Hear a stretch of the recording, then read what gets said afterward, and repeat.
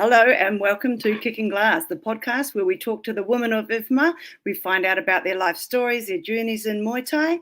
And today we have an amazing guest who was born in South Africa, moved to Australia about 12 years ago. She hung up her dancing shoes, swapped them for a pair of leather gloves, and started training. Our guest is Yolanda Schmidt from Australia. She has won a number of gold medals. She has won a number of national and international titles. She has been in the Muay Thai Angels, and won the Muay Thai Angels. She has been in the World Games and a number of other stuff. So, Yola, welcome to the show.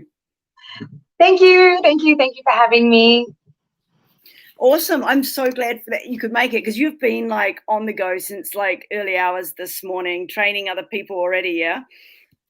It's been an insane day starting early in the morning, and I've just finished. So yeah, time to have some fun with you. Excellent. Hey, I was just thinking, like, you had been on, you got onto, I was talking to you earlier, and you got onto Warrior, the Ninja Warriors, like you trialed for that and you got through for that, and you also got into the Challenger Muay Thai as well, and that's some big things, but didn't quite go to screen. So tell us about that. So the Ninja Warrior process, someone came up to me and said to me, actually my cousin said, you should really try this out. So I went and did this grueling trial, and it was insane. Got through, was overexcited. They came out to the gym and they did all the pre-recording. So they interviewed me. They were there for about 4 hours. They filmed us hitting pads, and it was just really insane. And at that point, I'd already signed the contract, but I told them that I was part of the Angels tournament. And Angels tournament was supposed to start in February and finish in April. And in November, we were still going. And then I got my notice from Ninja Warrior to say that my run will be on 2 days before the Angels tournament, the final. So I'd made it all the way to the semi-finals for the Angels. And they said to me, look, your filming for Ninja Warrior will be 2 days before that final. And I was like, what if I injure myself running up that wall and then I can't fight in Angels? And so we had to make the choice of pulling out, but they wanted to sue me for $10,000 or something crazy for pulling out on them. However, I had told them in the discussion and when I'd signed the contract that I was in a contract with somebody else already, and it's not my fault that Angels kept changing the dates and postponing their event. And yeah, I had to sit and go, do I want 5 minutes of fame to be on TV for Ninja Warrior, or do I want to have a go at being a Muay Thai world champion and winning a tournament out of 16 women? So yeah, I took my chances, and Angels was semi-finals and finals in the same night, and I brought home the belt. You did, and that was done in Thailand, wasn't it? Like that was like you were over there the whole time, or did you have to go back and forth? It was back and forth. So the first round was in April. First round was in April. Second round was in July, and then third and fourth was in November. Or November, December. So it ended up being just so far out, where it was supposed to all happen in the space of 4 weeks. So we were supposed to actually fight in China as well. So it would have been first in Thailand and then fly to China and then fly back. And depending how far through the competition you got, then you'd leave from there. But it just didn't work out that way. Their sponsors dropped out, and we ended up just coming back and forth. And so because of that tournament, I had to drop out of a lot of fights as well. We had a few fights that were booked in, but then when they changed their minds, I had to cancel those fights. And in this case as well, cancel Ninja Warrior. And I always said I'd go back and do it, but I feel like they might have like a little stain on my name. So when I go back there, they'll be like, no, we don't want YOLO. We can't trust her. Yeah. To win that was pretty amazing. So you went from being And my understanding is that you were a professional dancer in Irish dancing, and you've done ballet, and you even represented South Africa at the World Championships in Irish dancing. How did you go from dancing to Muay Thai? That's like nobody touches me to like getting hit in the face. Dance was my life. I loved dance. I danced for 18 years. I did a variety of Irish dancing, hip hop, contemporary, lyrical, ballet. I even did a bit of classical Indian. So a lot of dance. And I was studying dance and dancing 2 to 3 hours a day. And I just wanted something to improve my fitness. And so I found a boxer-sized gym. And it was just a class at a local gym, and I started doing boxercise, and I just wanted fitness. And then I got bored because there was new people keep coming into these sessions, and I'd already learned all these basic combos, and they would just keep reteaching these basic combos. And so I eventually spoke to the trainer, and she said, oh, there's a boxing gym up the road. Maybe you should try that out. And it was actually a kickboxing gym. And then I ended up going to a kickboxing gym and an MMA gym, and I did MMA and jiu-jitsu and kickboxing. And then my trainer there tore my shoulder in jiu-jitsu. And so I left the gym because it wasn't very female friendly. And then that's when I found PCJ. And I walked in, and Andy's question to me was, are you here for fighting or are you here for fitness? I was like, hell no, fighting gives you brain damage. I was like, I'm not here to fight, I'm here to fight. Those are my exact words. I said, no, I'm a dancer. I'm a dancer. And then 6 months later, I kind of tapped him on the shoulder, and I was like, I think I want to fight. I want to try.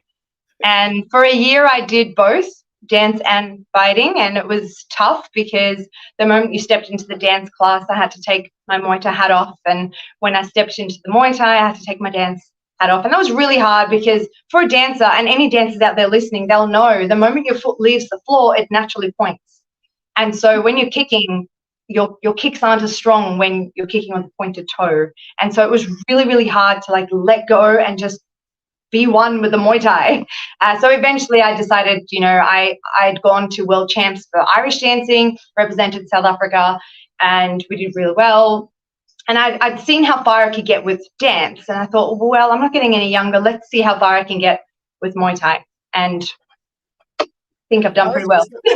I'm like, is this like a shrine to Yolo, like behind you? I was like, holy. These are only some of them as well. The rest are at the gym. Really? All my big belts at the gym. Yeah, all my big belts are at the gym for everyone there to see. So you just keep your baby ones at home? Yeah, baby ones at home. Hey, a shout out to Vera Chan. She's saying that you are one of her favorite fighters to watch. So, Macau, Vera, I remember her. Yes. And that's actually you won one of your gold medals in Macau at the Asian Pacific Championships for IFMA, right? Yeah, correct. That was in December 2018. It was an amazing trip going to Macau. I really remember Macau looking like the Asian version of Las Vegas. It was beautiful. It was stunning. One of my favorite trips. I was there with Lee. So Lee Fook and I went over to represent Australia. First time Australia was included in the Asia Pacific Championships. It was just amazing. And yeah, I cried big crocodile tears when I was singing the national anthem, winning my gold medal. It's so touching, when you get to hear your national anthem. You're like, whoa, so special. Amazing. And so Vera's actually one of the forerunners for Muay Thai in the IFMA women. She's one of our women that have been with us since the beginning. And I think one of the things I love about IFMA is the advocacy that we do for women. And I know you advocate for women, especially in Australia, but you're also on the Athletes Commission, part of the Athletes Commission for IFMA as well. Tell us a little bit about stuff you do outside of the ring for Muay Thai. So for Australia, I'm the commission for the Athletes Commission, and then I'm on at the moment, the Vice President for Athlete Commission IFMA. But we're trying to just at least keep communication between the different countries. So we've got group chats where we assist each other. So it's really nice to have that communication and I guess the line of open communication between countries to see what's happening in other countries. We are looking to kind of give the same message to Muay Thai. So we discuss things that are happening. So when White Card Day is coming up, then we discuss that and try and get it out to our members in our country.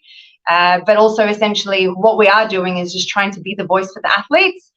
The problem is not many of our athletes actually know who the Athletes Commission is and who the go-to person should be if they have any issues. So that's probably something I think we could do better, is communicate that to everyone, who that they could access to ask for help or anything like that. That would be cool, because there is the Athletes Commission. There's a Facebook page, and there is also Instagram as well too. So I suppose you could use them as well, maybe. Yeah. I don't know. That sounds pretty cool. Hey, I was just thinking, getting back to the fighting now, like jump back in the ring again. Can you tell me who was your hardest opponent and why? You know, this one is a tough one because there isn't one specific opponent that stands out as a tough opponent independently. And I say this because my trainer is so awesome that he has never put me up against anyone that wasn't a challenge. Every single fight I've had to work my butt off. Win, loss or draw, it's been a hard fight. So there isn't one specific individual. However, going back to the Angels, I'd say the final for the Angels was my toughest. And I say this not because of who the opponents were. They were tough, yes, of course. But the fact was, I had 2 fights in one night, an hour apart from each other, no pads. My semi-final was against USA, and then I beat her, and an hour later I fought Chomini for the final. Now, they are 2 very different fight styles. Yeah. So for me, training and prepping, I was prepping for both fights. In my head, I thought I knew I was going to win, obviously, my fight against Nat. Like, you have to have that mindset. So my brain was like, right, I'm fighting Nat first, so I've got to train for Nat. But if I win, which I'm going to win, then I'll fight Chomini. So in my head, I was like, Chomini's going to win that fight for sure. I can't remember who she was facing, but I'd already planned that in my head, that I needed to train for 2 completely different fighters, because Chomini is she's a technical fighter. She'll pick her shots. She's really good with her left kick. Completely different game.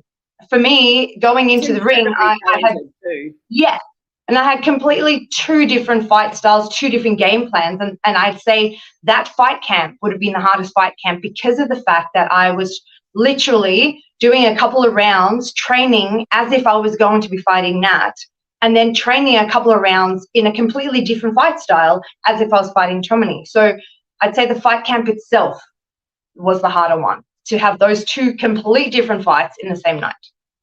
Yeah, I get that too. And that was a final in Thailand against the Thai's reigning number 1. Chomini I remember, I actually watched that fight too. I watched your fight. I was in Thailand. It was incredible. Like, I think that would be a dream of mine, would be to fight a champion Thai in Thailand and win. Like, that's pretty big. And, it's not, they say that if a foreigner beats a Thai in Thailand, then it's a legit win. So, that means that it's a greater feeling.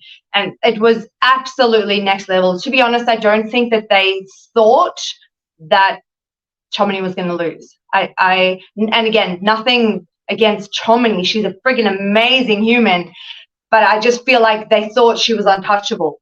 And she was tough, but I did it. You were tougher. You were tougher. I got to say, I was on the bandwagon. I was like going, really don't think anyone's going to beat Chomini at this moment in time, because she was just reigning that division so completely. So, like, I thought it was pretty Aussie, and I was like going, Aussie, yo, Shiania.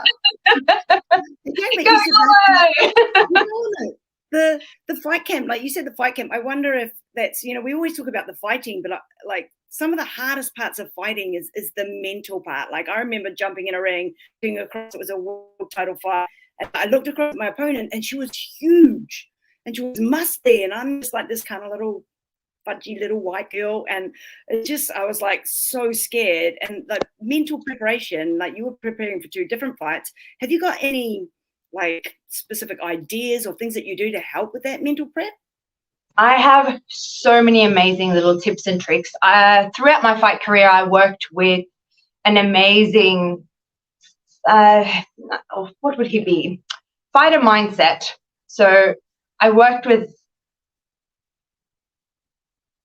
I'm trying to think of the actual name of it, but fight mindset. If you search fight mindset, I dealt with an amazing human who went through a lot of different mindful activities, and I can give you so many ideas. So again, this is a point where I'd say people back home, if you need some ideas, flick me a message. So I can give you a quick rundown. I had a diary. So every night after training, I would write down what I did well, where I can improve, and wrote a specific time where I will improve. So for example, it was something in my clinch. I would say, well, tomorrow, Tuesday, write the date. I'm going to work on that specific. And then I would literally go into my training sessions, focusing on one little thing each time. So that would be part of the training. Then in the week of fight week, that specific week, I would voice record, because I feel that when you hear yourself, it's better than hearing anybody else talk to you. So I would voice record a whole bunch of attributions. Things like you've trained your ass off, you are fit, you are strong, you've done all your runs. And then I would start finding a couple of attributes of things that are in my game plan. It might have been things like you have a mean right hand, you've been working that cross to the body, you've been working that up elbow, whatever it was specific of that fight camp. And then every single morning when I was in the car on the way to work, I'd press play and I'd listen to myself telling myself that I'm amazing, that I'm strong, that I'm fit. And I feel like we don't say that to ourselves enough. I probably don't share it either, but I'm not the most confident person. And I needed that, because if I didn't have me telling me, I wouldn't get where I am today. And so that was one of the most beneficial, is this positive self-talk. Then when it comes to on the fight day itself, and even from the morning, I would start visualizing, really, really big on imagery and visualizing, being able to visualize what you, to the specifics, what you envision is going to be happening in your fight. I did a visualization with Samuel, and we visualized a knockout, and I actually won a fight via that specific body shot knockout. And I will never forget that, because I visualized it so much that I brought it to life. And I feel that that's something that we need to do. You need to see what you want.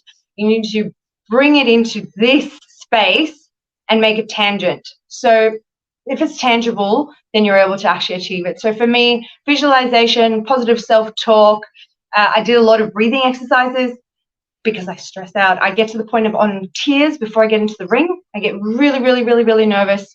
50 fights in, and it's still like, oh my gosh, I'm nervous. And I'm not nervous because I don't feel I'm going to win. It's just, I think I'm nervous because I don't want to disappoint anybody else around me, and because it means so much to me.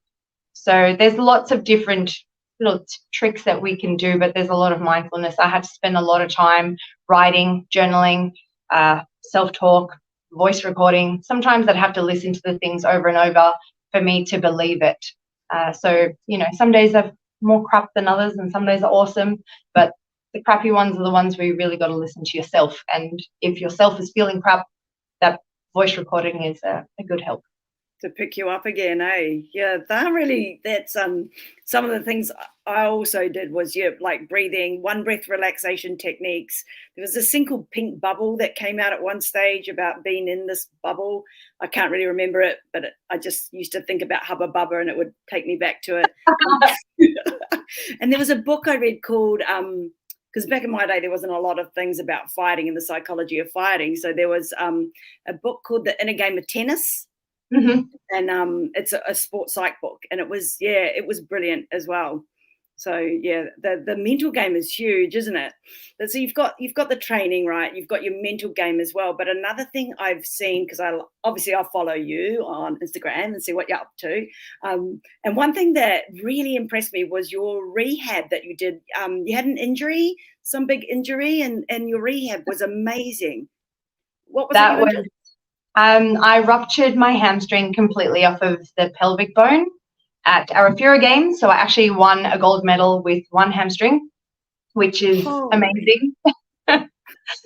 My hamstring surgeon still uses me as an example when he tells people that he will be able to fix them and get them back to competition. So I ruptured the hamstring completely off of the bone and had a complete reconstruction. They had to go in, they put 3 pins into my pelvis and they reattached the hamstring. That surgery, 6 weeks later, I had to go back in because I had some issue in there.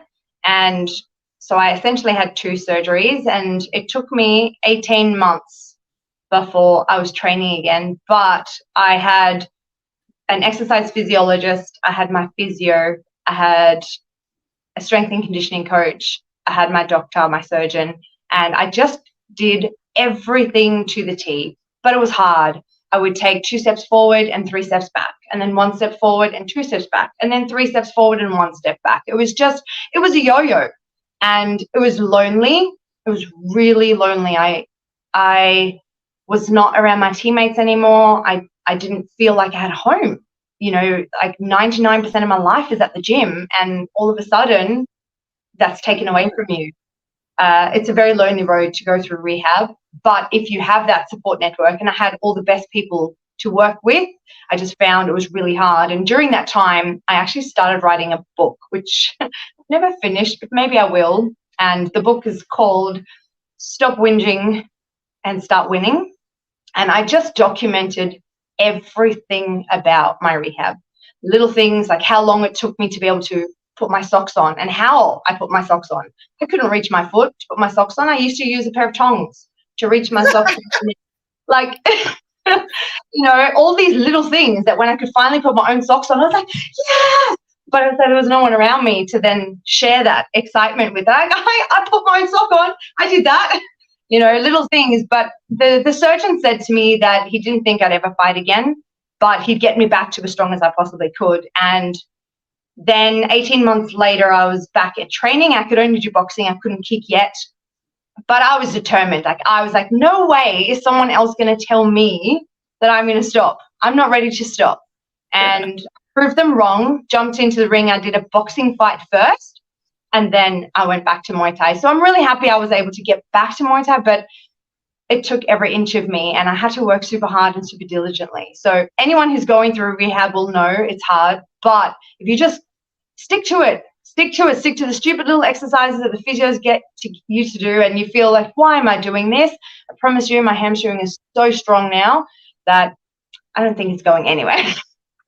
That's brilliant. Like, 'cause it's funny, I wouldn't have thought it was that long. Like, I was following you, but like time goes so differently when you're in a different headspace. Yeah. Do you think maybe having like that tough mentality from fighting, do you think that helped you through that? I think so. And, you know, and that's probably why I started writing that book as well, because I feel it's been adversity upon adversity upon adversity that I've had to deal with. And everything I've gone through in my entire life probably prepared me to go through that. But also, a fighter is a fighter. If you are a fighter, you have it in here. And if you just have a little bit of support, you can go a long way. So if you have a lot of support, you can go super far. The stars are your limit. Yes. Yeah. Speaking of love and fighters, last week we had Iman Barlow on, and she just sent a message to you, Yolo, with a big heart. Oh, Iman, love you. Have you two fought? We have fought, yes. We have fought. She was one of my idols when I first started, and I actually got the opportunity to fight her. Oh no, what was the fight show in Las Vegas? I'm not sure what it was at that time. I can't remember. But they called us on the last minute. It was 5 days before the fight. Her opponent had pulled out, and I was like, oh my God. And he's like, it's Iman Barlow. I'm like, I don't care. You know, I just wanted to jump in the ring because I was like, wow, what amazing. But my visa was not approved in time, so I didn't get to fight her then. However, we did headline Naksu Female Muay Thai show, and I only recently saw that fight. I knew there and then that I'd lost, but I was just so excited to be able to share the ring with someone of her caliber. She was over 100 fights at that time, and I was still at a measly, I don't know, 28 or 30 or something like that. But, you know, and amazing human as well. So we were at the World Games together, and we just have always kept connection. which again, I think that's probably something that's in Muay Thai. A lot of Muay Thai athletes will actually speak to each other. It's not this up in your face MMA stuff, which is really nice. I know, it's such a family, That's what I love so much about Muay Thai. Yeah. It's so funny because like before Imam was on, we had Tierra, Yes. and they have fought as well. So they were at the World Games fighting. So it's kind of like, and you're all sending love to each other. I'm like, but you were like in the ring banging each other up. Now you're what, loving each other? How's that work? We appreciate each other's skill. Yeah, most definitely. That is so funny. Hey, so talking about friends and people like that in Australia, what is it like in Australia for women? For like I know, I mean, obviously I'm down under, so I'm New Zealand, and I'm getting fights is always so hard because there's not that many women down here. But like Australia is like 5 times, or maybe 20 times the size of New Zealand. How is it in Aussie? Essentially, our pool is dropping, but is elevating. So we do have some really good fighters out here, but the pool is still really small. And so what we did a couple of weeks ago is here in New South Wales, myself and 4 other amazing humans hosted an all-female sparring day. And it was just an open sparring day as well as some pre-matched. So we're looking to kind of boost the confidence in women to maybe eventually fight. And hopefully that's what this will do. So we're looking to host these every couple of months where it's just females. We had 60 women in one space sparring. 60. It was amazing. And that was our limit. We had to actually, after 4 days, we had to cut off our sign up. We're like, sorry, we're full. We couldn't take any more. So this means that there are women out there that want to develop their skill, their confidence, etc. So I feel like when I started fighting, it was almost frowned upon that you were doing a male dominant sport. But I don't feel like that is really the look anymore. I feel it's more accepted out there, and it's now looked at as to like, that is amazing. So I think having that change in perception helps with the fact that we do have females who are interested, and I feel the more we can support those female around us, the better. So hopefully our female sparring days that we're trying to do will get it going up more. Do you know what? Like, you've given me an idea. Maybe we put that challenge out to like all the women and the supportive men across the world in all of our countries to host some of these sparring days. Because I wonder, like, Yola, if you're the one hosting the sparring day, there's so many Aussies that are going to want to go there just to see you and to be, around somebody as successful as you. Same with the Iman. If she held one, if Tira held one, people are going to want to go just to go, whoa, I was in the same room sparring with them. Like, I might even get to have a round, That's pretty amazing. We had Zoe Puttarak come up as well. So her and I did the warm-up together with them, and I felt like it's just nice that we had so many amazing women in there and you can ask questions. But I do also feel that females, not just females, I guess men too, are a bit nervous to actually ask for help or ask questions or seek feedback or just any kind of tips. So, I've been around for a long time, and I can tell you that I could probably count on both my hands how many times people have actually contacted me for help or contacted me to ask me for some advice. And I feel there are so many people out there that you can ask. Weight cutting, training regimes, recovery, etc. We're here to help. But I feel I probably haven't voiced that enough over the years that I'm readily available for that. So, but I think the fact that we are putting it out there, that there are women available to help with the sparring days, and that we've made a female committee here in New South Wales, and the women are so passionate, and it's just amazing to share the passion with them that we want to grow female Muay Thai in Australia. I like that idea. Hey, I wonder if could we start like internationally, could we start a blog and have like some of you guys being like, what do you call them? Like the people that come in and give the answers. There'll be all these technical terms, I'm sure. I didn't answer that one. Like, because I wonder, like when people look at you and Iman, Tierra, and others, they probably think, oh, I can't really ask them, because you kind of think you're not that good, so you really shouldn't be asking or shouldn't be bothering people. But I think that's what they feel. But honestly, I'd love people to come up to me and ask me, especially if you want to learn or you want to know something. I think it's probably better to get it from someone than get it from Google, where Wikipedia has terrible information. That's true. And like, you've been there, you've done it. I think that's one of the wonderful things about women, isn't it? They're really willing to share it with other people. Yeah. They'll share their information, which is quite good. So we've got, if people want to follow you or contact you, is it at Landa_Yolo? Is that the best one? Or best one. So I'm most active on Instagram. I am on Twitter, but not as much. My Facebook is Yolanda Springbok Schmidt, but again, I'm not as active on Facebook. But Instagram, I check it every day. Very responsive. I might not respond straight away, but I do check my Instagram at certain times of the day, so I will respond. So if anyone feels like having a chat, feel free. I'm always available. That's awesome. And then, of course, we've got our hashtag, Kiki Glass, and we've also got IFMA_women. So that's for all the women doing all the Muay Thai. Oh, yeah. And loving Muay Thai as well. Hey, have you got any matches coming up? That you can talk about? Well, this is the exclusive I was telling you about. So now I might cry, so bear with me.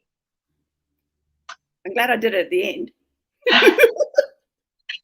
So I probably should have mentioned as well, like this is one of the reasons, well, I didn't do Battleground, the Muay Thai Challenger, because it's a really amazing job opportunity came up for me to lecture at a university, which has been something I've wanted to do for a while. So this is not my announcement, but this is why I didn't do Challenger. You asked me why I didn't do the Battleground. Yeah. And so I withdrew. I did an amazing video that I handed in for them, and I was selected to be part of it. And I was so excited to be part of it. But then I got the job opportunity. And so now I lecture at a university, which has been something that I've dreamt about for a long time. And so I had to make a very hard decision there. And then leading into now is I don't regret not doing it, but I am FOMO, because that would have been my last hurrah, because I'm gonna hang up my gloves and Oh, that is a big announcement. That's after a lot of years. So a lot of heart. At the moment, sorry. No, I understand it. At the moment, I'm dealing with 2 tears in my right shoulder and 1 tear in my left shoulder, and in my tendons. And so daily things like vacuuming the house, washing my face, can't take a jumper off properly, I can't undo my bra strap. There's a lot of daily things that I can't do, and I am getting older, and so the recovery periods are a bit longer. And so the surgeons have said to me that I need to make a decision on whether or not I want to fix my shoulders, and if I do fix them, that I'm not coming back. Yeah. But at this point, I'm trying to be back and train, but I can't. I have too much pain. And so I'm sitting here in no man's land, trying to train, trying to make the decision of, do I go for the surgery? And I'm at this crossroad where my decision has been made for me because I physically cannot go on. So my time as an athlete in the ring is officially over. That's terribly huge news. Like, I will miss not seeing you back in the ring, but definitely not going to be losing your IFMA woman family, because you're part of this family, and there are still loads of jobs and other jobs you can do. Great, because I'm not done with Muay Thai. I'm just done winning those medals. Well, you definitely have got enough of them. You have got quite a few. So that's, I mean, like looking at your trophy case in the background, if that's just a small section of them.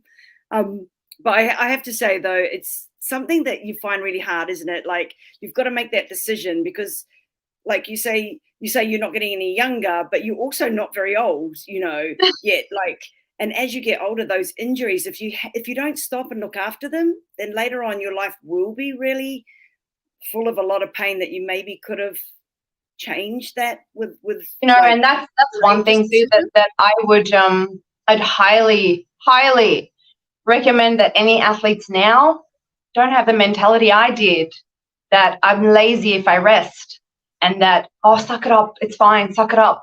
Don't. I can promise you, don't. When something is hurting, heal it properly, rehab it properly, so you don't end up constantly injuring yourself and then injuring it even worse.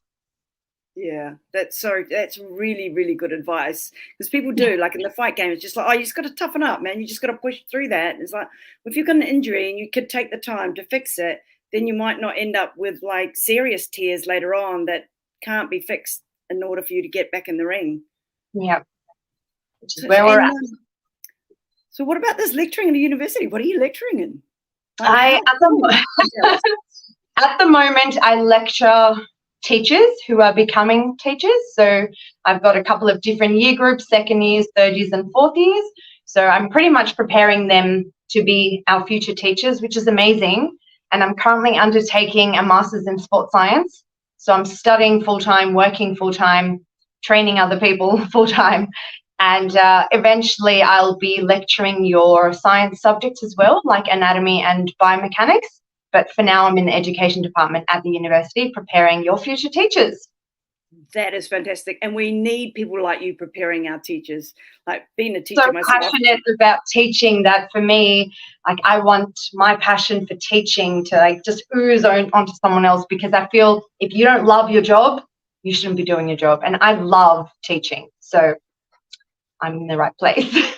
Well, they're very lucky to have you, to be honest. Like, you don't get that caliber of person teaching the teachers, then you don't get good teachers. So there we go. Maybe you should move to New Zealand and help us out over here. Oh, yeah. Got a job for me? I am the teacher. Maybe I need to support how to teach. So I'm just thinking, make sure you get back in touch with me, because but obviously you've got a lot on your plate, but when there's a hole on your plate and you need some Muay Thai love and some Muay Thai jobs to fill it, I can find you some work to do. Oh, most definitely. I would gladly and lovingly do some work with you. It's fantastic. Before we go, have you got any advice to our young ones coming through? It's the Youth World Champs coming up at the end of September. You know what? It is going to be an amazing experience for the athletes going out there. The one thing that I regret from all the times I've gone into these international tournaments is how shy I was to go and speak to the people in the other countries from the other teams. So advice would be, go out there and have fun. Win, loss, or draw, it doesn't matter. It's the experience itself, that you get to build networks and friends that you can go and see time and time again. And you don't even have to share the language. It's just amazing to meet people. So I'd say, you know what, just go out there, train hard, have fun. And when you're there, be there in the moment, experience it, go speak to people, have a chat to people. Don't just hide away like I did. I was so shy that I really could have experienced much more if I had climbed out of my shell a little bit. But you know what, our youth are going to smash it. If I had started training when they did, I would have gotten a lot further in my career a lot sooner. So I think we've got a lot of amazing athletes coming up, and I wish all the juniors the best at the World Championships. Susu naka. Oh, Thai as well.